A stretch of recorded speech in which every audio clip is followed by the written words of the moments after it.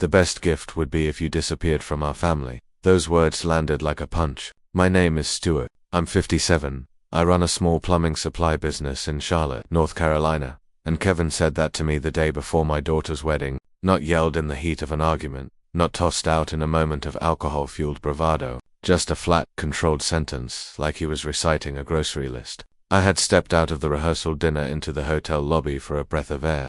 The party noise muffled under the chandelier.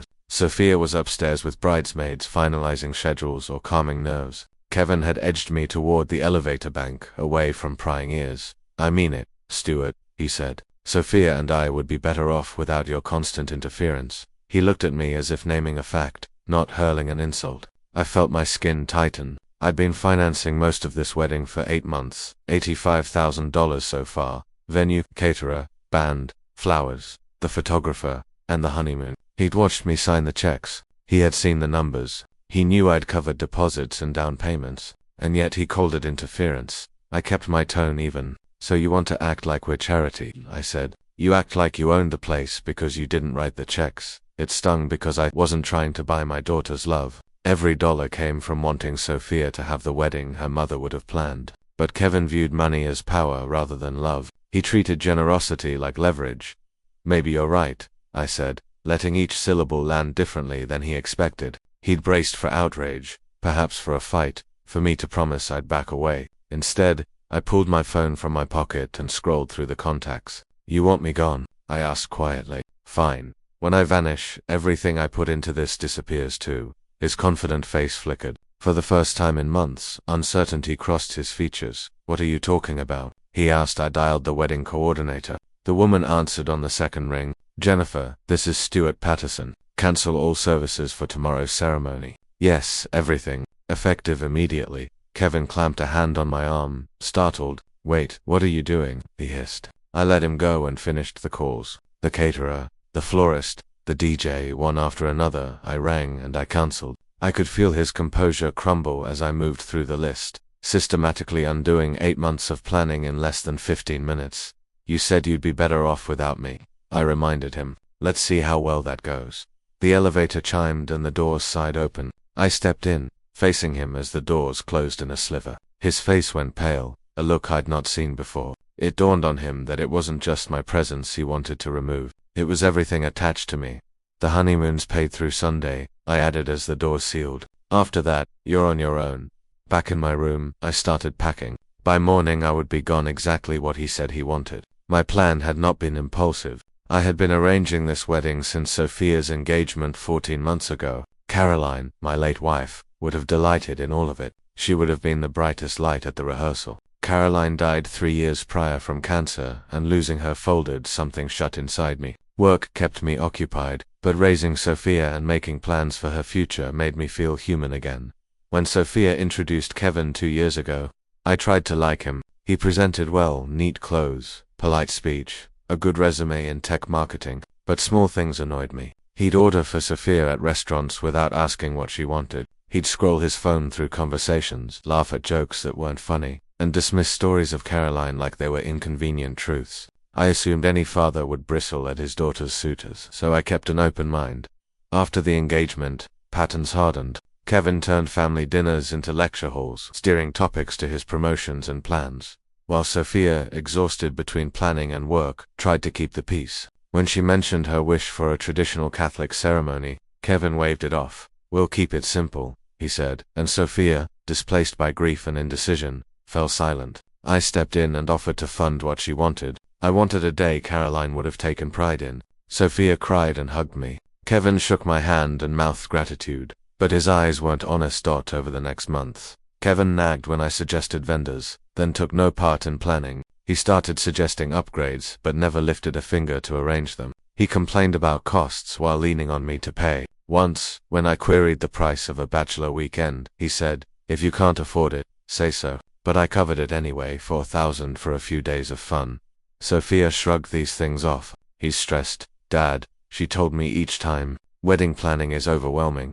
She didn't see his entitlement as I did. 2 nights before the rehearsal dinner, I overheard him on the phone with his best man. After tomorrow, I won't have to fake being nice to the old man, he said in a voice meant not to be overheard. She feels guilty about her mum, so she lets me run the show. Whatever keeps him busy. That was when the anger that had been simmering inside me turned resolute. I realized he thought my hospitality was an advantage to be wielded, not a gift to be appreciated. That night I sat in the hotel room with the phone silenced and the blinds drawn. 11 missed calls from Kevin, 7 from Sophia. I had turned the ringer off after the third. The voicemail chain told the story in rapid-fire panic. Kevin first, in a placating tone. Stuart, we need to talk. There's been a misunderstanding. Then Sophia, bewildered. Dad, Kevin says you called the wedding off. That can't be right. Then Kevin again, angrier. This is insane. You can't wreck the wedding over a mood. Finally, Sophia's voice broke. Daddy, please, I don't know what happened, but we can fix this. This is my wedding day. Please don't do this to me. Hearing her made something ache in me. The last message almost undid me, but I had been fraying for months watching Kevin treat my generosity like currency and my involvement like an irritation. Sophia deserved better than a man who treated her family like an obstacle. I listened to the pleadings and then called her back at midnight. Dad, she said, voice a thin line of hope. Thank God. Kevin says you cancelled everything. Tell me that's not true. It's true, sweetheart, I said. That silence spilled across the line. Then the start of Sophia's reply came, voice small and incredulous. Why, what happened? Your fiancé told me the best gift I could give your family would be to disappear. So, I did. And I took my gifts with me. He didn't mean it like that. He was probably just stressed. He meant it exactly like that. He's been meaning it for months. I could hear Kevin in the background hissing instructions, probably telling her what to say to get me to restore. Dad, even if Kevin said something thoughtless, this is my... You're punishing me for his mistake. No, honey. I'm protecting you from a man who thinks your father is disposable as long as his money isn't. That's not who is. It's exactly who he is. And if you marry him tomorrow, you'll spend the next 10 years learning that the hard way. She was quiet for a long moment.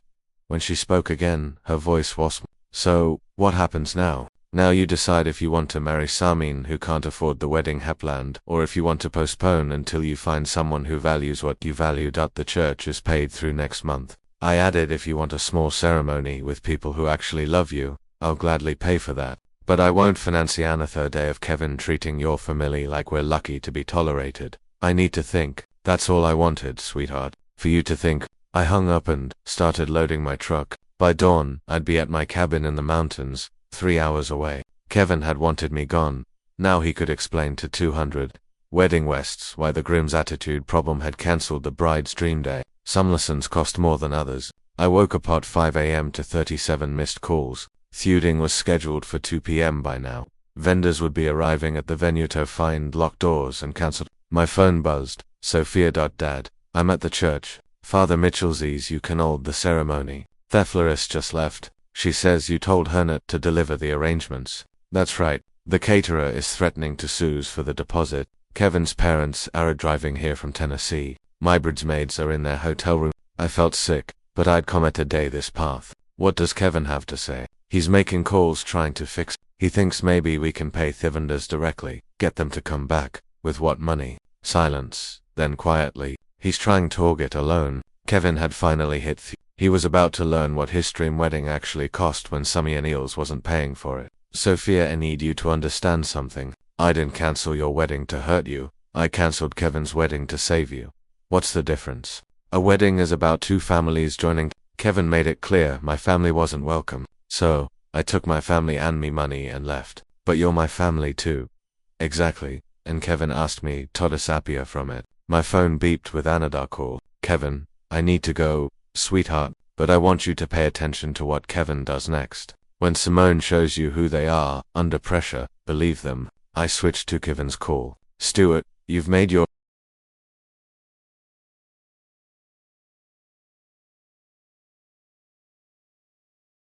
Now fix this. Fix what? Don't play games. You know exactly what you'd... I know exactly what you asked for. I disappeared. Just like you wanted. I didn't mean literally cancel feuding, you psycho. There it was. There all Kevin, no more politeness. Then what did you mean? I meant stop trying to control everything. Stop acting like you're the father of I am the father of the bride. You're not paying for the wedding anymore, so you don't get a say. I had to laugh. Kevin, I've been paying for this wedding for 8 months. The venue, the food, the flowers, the band, the photographer, your honeymoon, your bachelor party, every single thing. And do you think I stopped paying because I didn't get a say anymore? Silence. You stopped paying because you're having some kind of mental breakdown. Sophia thinks so, too. Put her on the phone. She's busy trying to save her wedding day from your tantrum. Then she's busy trying to save Kevin's wedding day costs without my money. There is no ed. I could hear him breathing hard. Finally, what do you want? I want you to prove you can afford the life you are asking my daughter to share with you. The wedding bill is $85,000. Wire it to the vendors, and I'll call them back to restore services. I don't save $85,000, then you don't have a wedding. This is insane. This is reality. You wanted to get married without my interference. Great.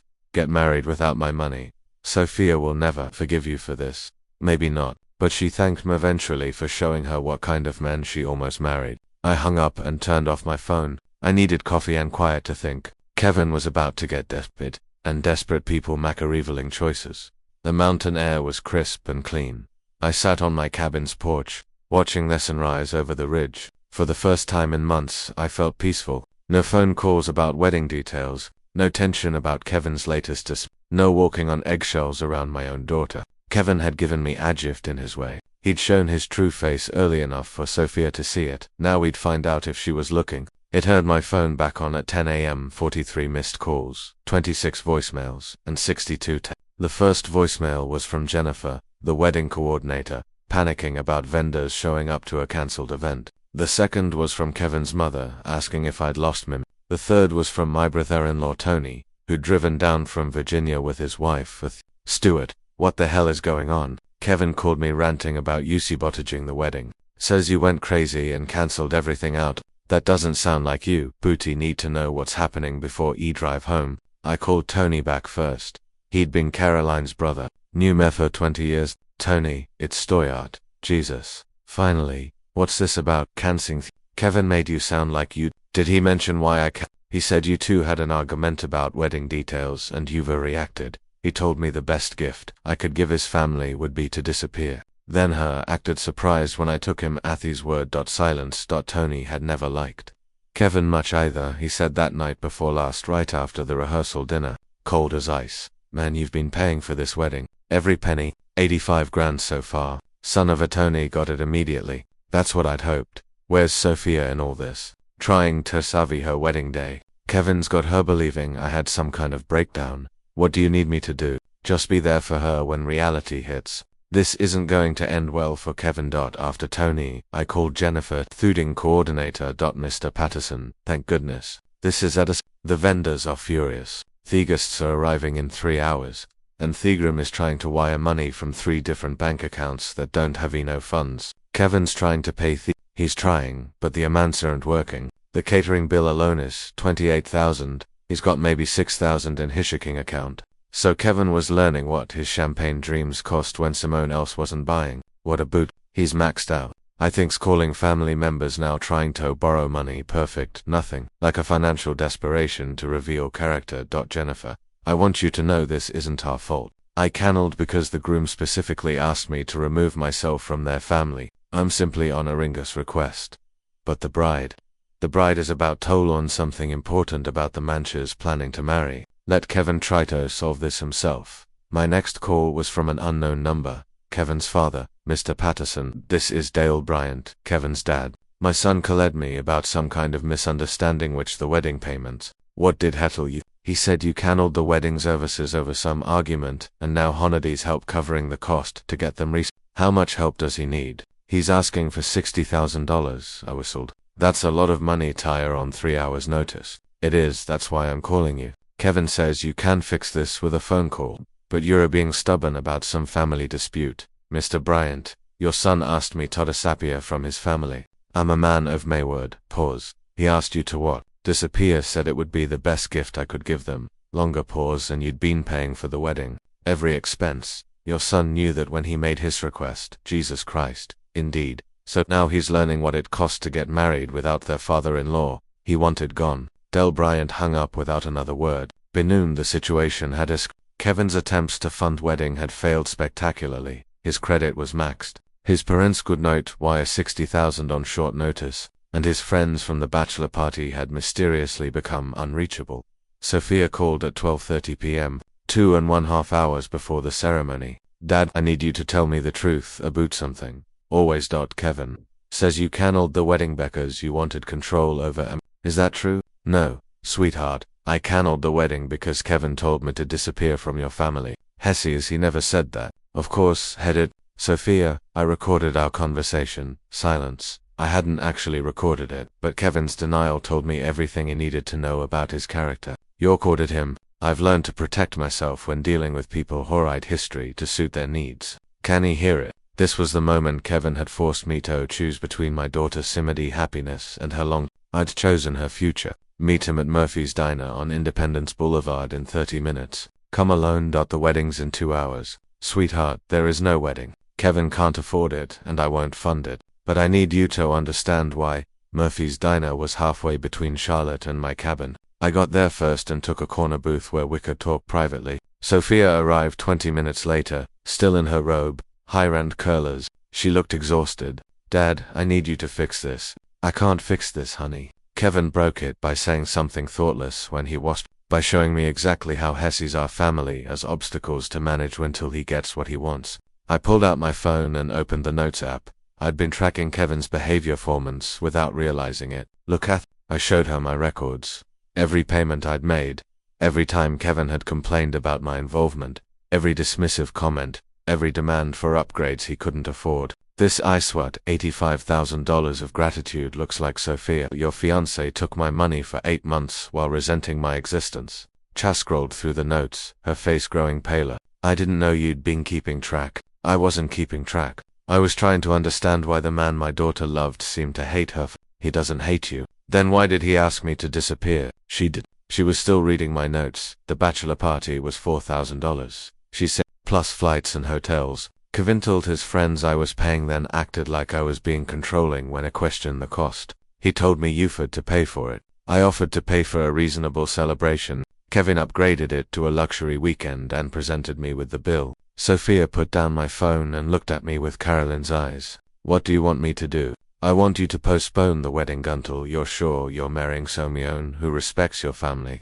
Alto's people are here. They traveled from all over the country. They'll understand when they learn why. What if Kevin apologizes? Sophia, he's been lying to you for the past 12 hours about what he said to me. Does that sound like someone who's... She started crying. Not the gentle tears of a bride overwhelmed by emotion, but the harsh sobs of a woman realizing she'd made a terrible mistake. At 2 p.m. St. Peter's Cathedral should have been filled with 200 guests watching my daughter marry the wrong man. Instead, it was chaos. I drove by on my way out of town. Cars were pulling away from the parking lot. Wedding guests in their best clothes stood in confused clusters on the sidewalk, checking their phones, calling each. Kevin stood at the church entrance in his tuxedo, gesturing frantically at anyone who would listen. His parents flanked him. His groomsmen had scattered. I parked across the street and watched the final act. Father Mitchell emerged from the church, still in his ceremonial robes, and spoke briefly with Kevin. Kevin's shoulders sagged. Without peppermints, there would be no ceremony.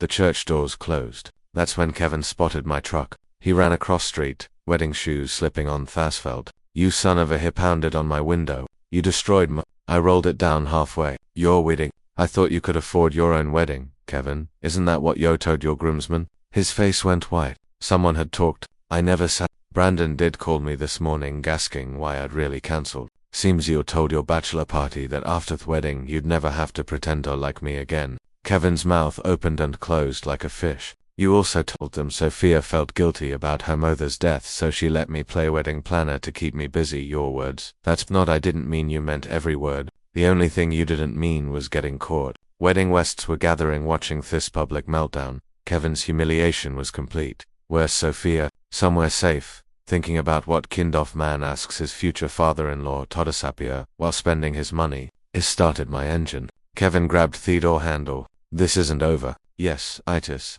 Sophia called off the engagement an hour ago. His face crumpled. What? Turns out she didn't want to marry someone Holly's to her about her family. I drove away, leaving Kevin standing in street in his wedding tuxedo, surrounded by confused guests and cancelled dreams. 6 months later, I got a letter from Sophia. She was living in Charleston, working for an art gallery, dating a taker named Michael, who'd known her in college. She'd enclosed a photo of them at a coffee shop, both laughing at something off camera. Dad, the letter read, I owe you an apology and a thank you. The apology for not seeing what you saw. The thank you for loving me enough to lose me temporarily to save me permanently. She was coming home for Christmas. Michael wanted to meet me. I told him story of my wedding day. He said, any man who'd asked you to disappear Doston deserved to join our family. I think you'll like him. The letter included newspaper clipping from Charlotte. Kevin had been arrested for check fraud, trying to pay for a new apartment with a rubber check. His marketing job was gone. His parents had cut off contact after learning about his treatment of me. Apparently, he told several people you'd had a mental breakdown and cancelled the wedding out of spite. Sophia wrote, when the truth came out, he lost most of his friends, too. I folded the letter and put it in me desk drawer next to Carolini's engagement ring. Someday when Sophia found the right man, she'd wear Itagon that afternoon. I got a call from a young plumber named James who wanted to buy my business. He had 3 kids, youth trade, and treated his customers like family. We met for coffee, and I liked him immediately. Maybe it was time for new beginnings.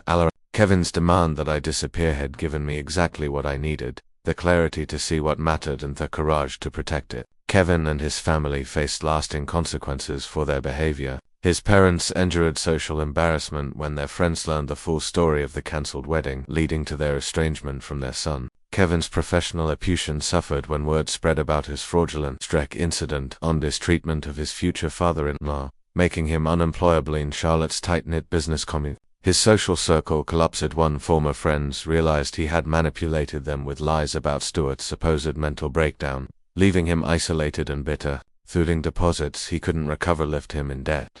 While his attempts to build his life in other cities were hampered by background checks, that revealed his fraud arrest. Sometimes the best gift someone can give you is showing you exactly who they are before it's too late to walk away.